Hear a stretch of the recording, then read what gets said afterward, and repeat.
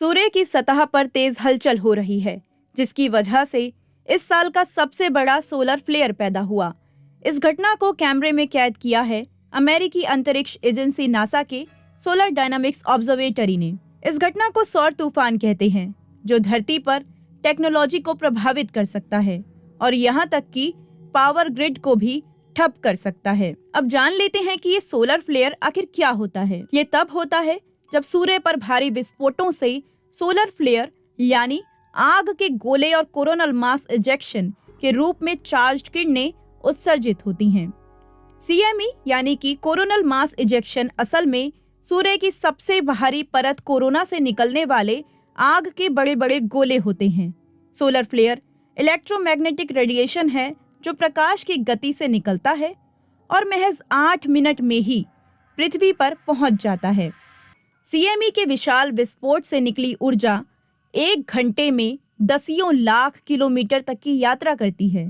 पृथ्वी पर सौर तूफान अलग अलग तीव्रता में पहुंचता है। इसी ऊर्जा की वजह से अक्सर धरती के आसमान में चमकीले प्रकाश देखे जाते हैं, जिन्हें ऑरोरा लाइट्स कहा जाता है। इन्हें नॉर्दर्न लाइट्स या सदर्न लाइट्स के नाम से भी जाना जाता है। अब जान लेते हैं एक और जरूरी सवाल का जवाब। पृथ्वी पर सौर तूफान का क्या असर होता है? नासा के अनुसार फ्लेयर्स और सौर विस्फोट धरती पर radio communication, electricity power grid और नेविगेशन सिग्नल पर असर डाल सकते हैं। साल 2017 में इसी तरह से सूर्य की सतह पर 2 विशाल सोलर फ्लेयर पैदा हुई, जिनसे GPS नेविगेशन सिस्टम जैसे उपकरण बाधित हुए थे। उससे पहले ऐसी ही एक घटना फरवरी 2011 में हुई थी, जब एक शक्तिशाली सोलर फ्लेयर ने पूरे चीन में रेडियो कम्युनिकेशन को बाधित कर दिया था। बल्कि इससे भी पहले 1989 में एक सोलर फ्लेयर के कारण कनाडा के क्यूबेक प्रांत में 9 घंटे तक ब्लैकआउट रहा और इससे दसियों लाख लोग प्रभावित हुए थे। सूर्य की सतह पर होने वाली ऐसी हलचल आज भी खतरा बनी हुई है। Space.com के मुताबिक सौर तूफान की वजह से मानव जीवन को खतरा होने की आशंका बहुत ही कम है, मगर इनके पृथ्वी की मैग्नेटिक फील्ड के साथ टकराने पर हलचल बढ़ जाती है। सौर तूफान का असर अंतरिक्ष के मौसम पर भी पड़ता है, जहां करीब 7,800 सैटेलाइट्स हैं, जिनमें से 50 से ज्यादा भारत की हैं। सौर तूफान कब कब आते हैं? अब इससे पहले जान लेते हैं कि आखिर सूर्य की बनावट कैसी है। असल में ये विद्युतीय आवेशित गर्म गैस का गोला है और ये गैस घूमती रहती है, जिससे एक शक्तिशाली चुंबकीय क्षेत्र पैदा होता है। ये क्षेत्र एक साइकिल से होकर गुजरता है, जिसे सोलर साइकिल के नाम से जाना जाता है। इसी कारण सूर्य की सतह पर नियमित रूप से शांत और तूफानी हलचलों के दौर आते रहते हैं। हर 11 साल में यानी सोलर साइकिल के अंतिम चरण में सूर्य के उत्तरी और दक्षिणी ध्रुव के चुंबकीय क्षेत्र आपस में बदलते रहते हैं।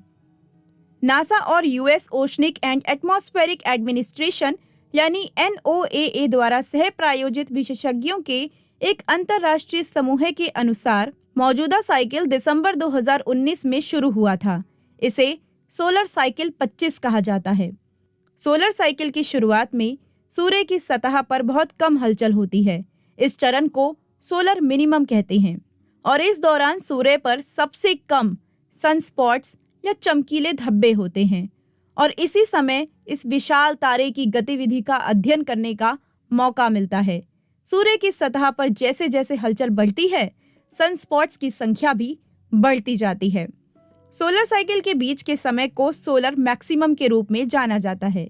इस दौरान सबसे अधिक सनस्पॉट दिखते हैं और फिर सूर्य के चुंबकीय ध्रुव अपनी जगह बदलते हैं।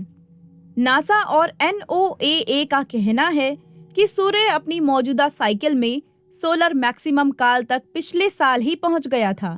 सनस्पॉट में प्रकाश और ऊर्जा के विशाल विस्फोट होते हैं, जो काले धब्बे जैसे दिखते हैं क्योंकि वे आसपास के वातावरण के मुकाबले ठंडे होते हैं। अधिकांश सनस्पॉट्स का आकार पृथ्वी या उससे भी बड़ा होता है। अपनी 11 साल की साइकिल के दौरान सोलर मैक्सिमम के चरम पर सौर आंधी के पैदा होने की अधिक आशंका होती है।